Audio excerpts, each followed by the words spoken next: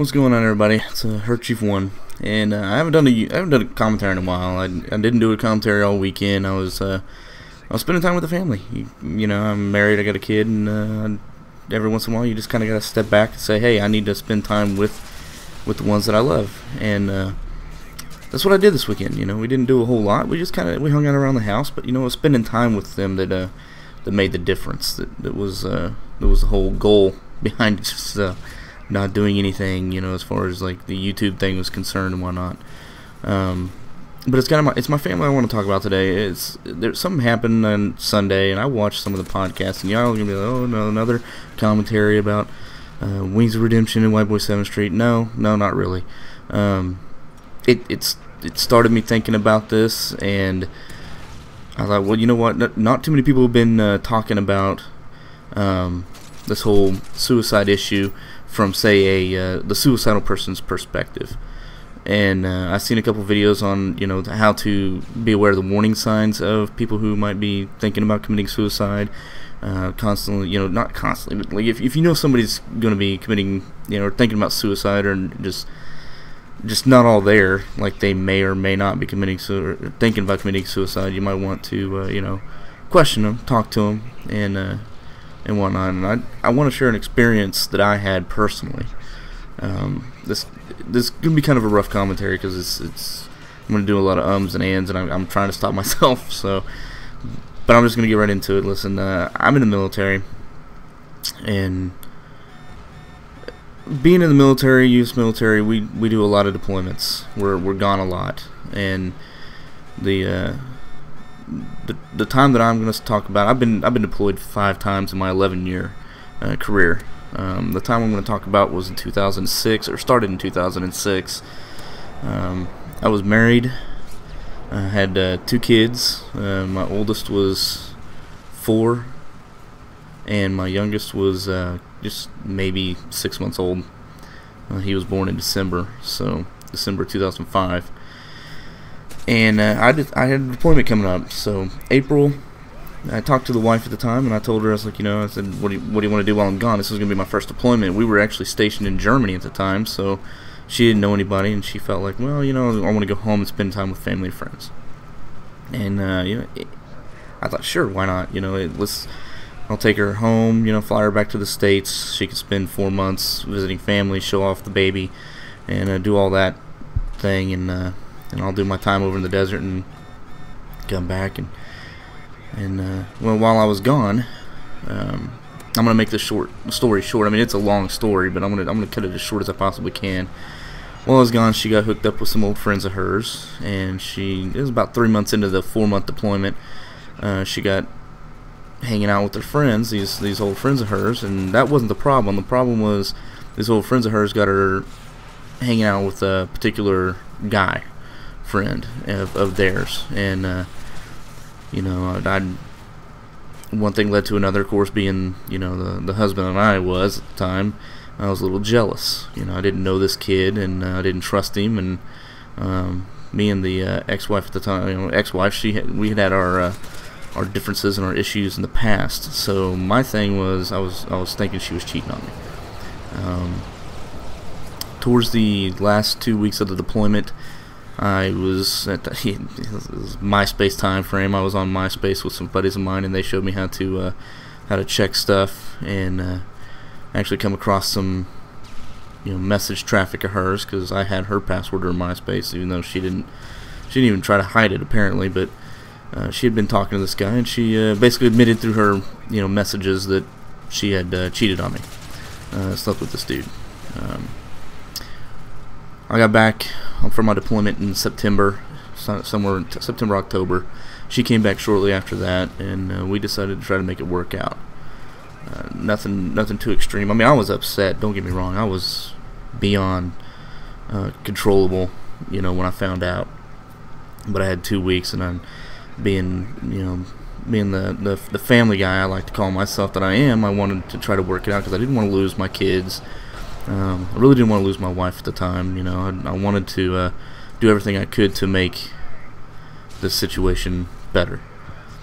So she came back. We saw counselors. we tried to work it out. It took a while, you know. I mean, when something like that happens, your trust is pretty much gone. So, you know, it took a while to get the trust back. I'd say around January 2007, it started to actually get better. You know, we were starting to feel like a couple again. You know, a married couple should be. I mean, we'd been married at this point almost 7 years, 6 years, I guess. So 2007 rolls around, and the deployment comes up again, and it's the exact same time frame. And I wanted to prove to her that I could trust her. She wanted to prove to me that you know, that I could trust her. And we decided, you know, once again, I'm not going to leave her in Germany because she still didn't have a whole lot of friends at the time. So I thought, you know, I'll you know, send her home. And I did. You know, I gave her that opportunity to prove to me that I could trust her again. So I sent her home.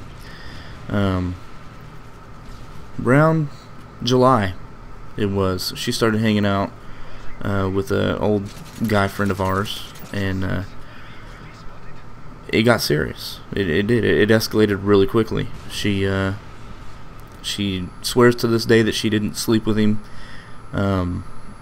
but it got to the point where, you know, I couldn't trust her, and she knew I couldn't trust her, and she started accusing me of just dumb stuff, dumb shit. So I said, well, you know what? I said, what do you want to do about this? And she goes, well, you know, I still had at least a month left on my deployment.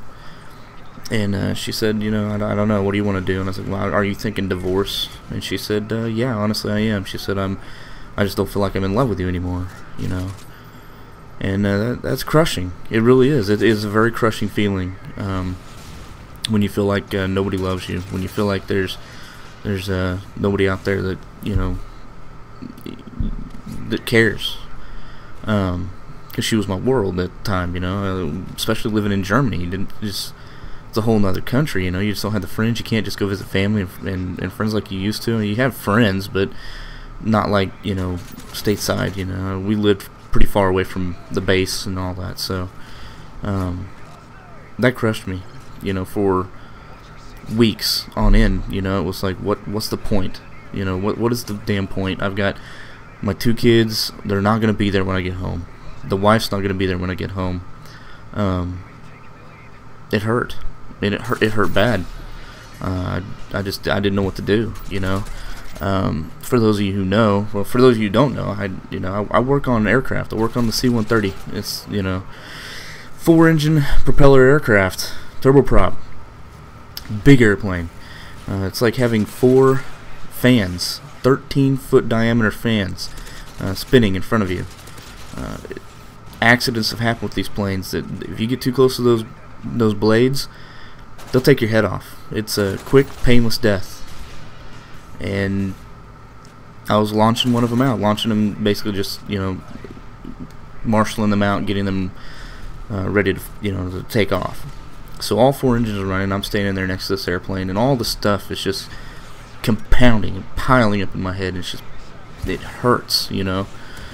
And I'm just staring at those engines, just spinning away, thinking it would be so easy, just finish it, you know. I mean, I'm thinking I'm gonna have to pay child support. I'm gonna have bills, all kinds of bills to pay. There's not gonna be anybody there when I get home. I lost 30 pounds that deployment, and I'm a short guy. I have a bad tendency to gain weight really quickly. I went from 190 pounds to about 160, 165 in 1 month. I couldn't eat. You know, I had friends on the truck. They were bringing me food and forcing me to eat.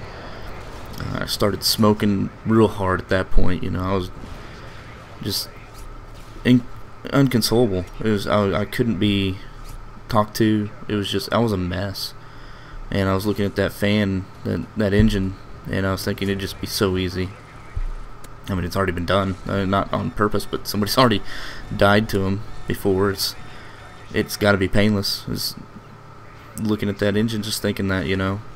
And I don't know what happened, but I sat down and I got to thinking, you know, what's the point of why kill myself? over her. You know, it was a scary time for me, and I was thinking, it's not worth it. You know, I loved my kids. Maybe my kids were the ones that saved me. I'm honestly, I believe that's what it was. You know, I wanted to see my kids grow up. My son, you know, my daughter was 4, my son was 5. They're 10 and 6 now, and I've had the pleasure of being close enough to them that I could actually watch them grow up more than I had, and that really made me happy, you know. But if I had gone ahead and gone through with what I was thinking about doing, I'd have thrown it all away. Before I moved back from Germany, I actually met a girl online, and when I moved back from Germany, I moved in with this girl who is now currently my wife, and she gave me a beautiful baby girl, and we've been married for 3 years now. It's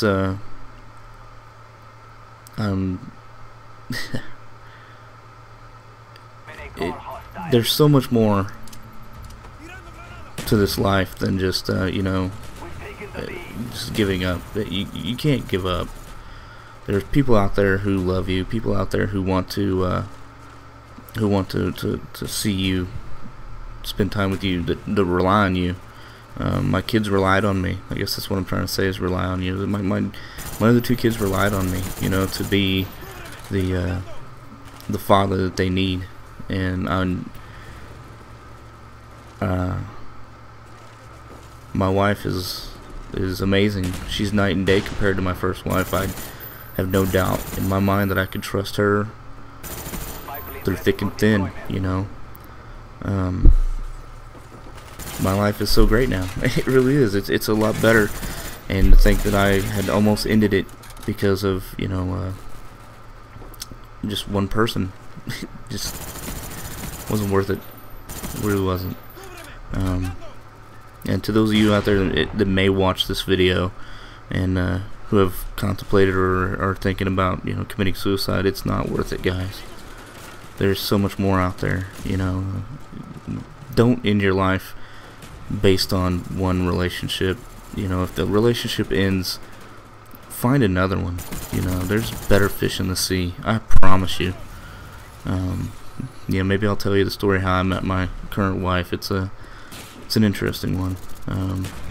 You know, there's commentary stuff to talk about later on, I guess. So this has been a kind of a, you know, heart to heart.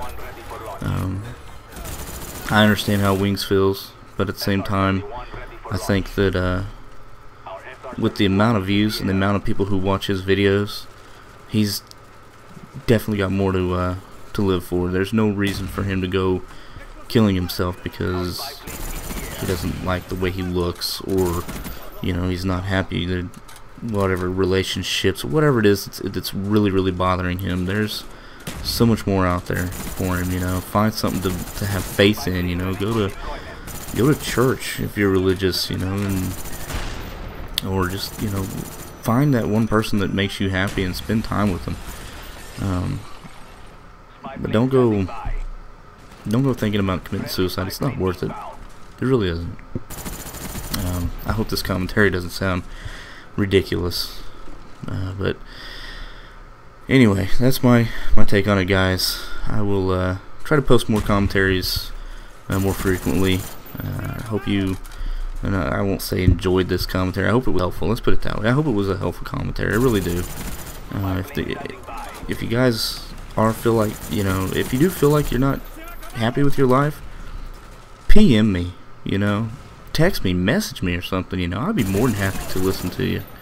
That's what I do, you know. I've got troops that I take care of on a daily basis, and they all know that if they need to talk to somebody, they can come talk to me, and I'm going to just throw myself out there for you, you know. If you need to talk, send me a PM, you know. We'll message back and forth or something. But don't do anything rash, don't do anything crazy, you know. It's not worth it. Anyway, I I'm going to cut this off. Thanks for listening. Thanks for watching. I hope you enjoyed it. The gameplay was a Modern Warfare 3 gameplay. You won't see that too much on my channel. I'm basically trying to clear out my vault because that's all the videos that I have of Modern Warfare 3. And hopefully that'll hold me over until Black Ops 2 comes out. So, other than that, I will talk to you guys later. Thanks for watching, and if you liked it, please hit that subscribe button. Appreciate all the help I can get. So, I'll talk to you guys later.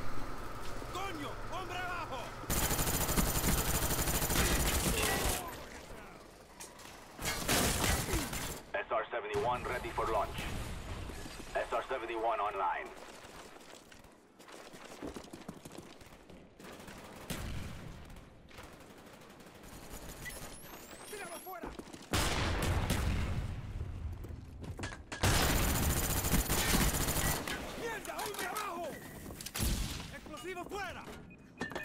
Friendly care package on the way.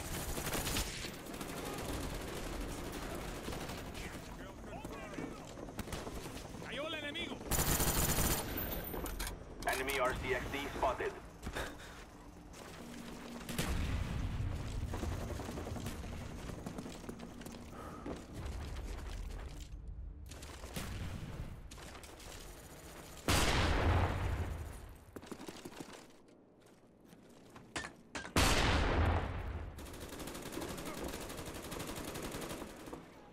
Victory is near. Crush all resistance.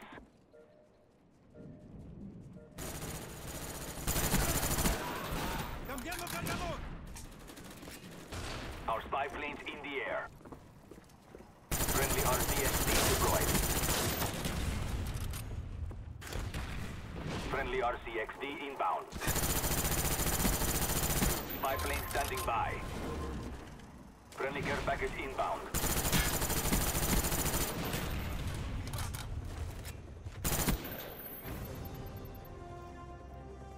Our strength cannot be challenged.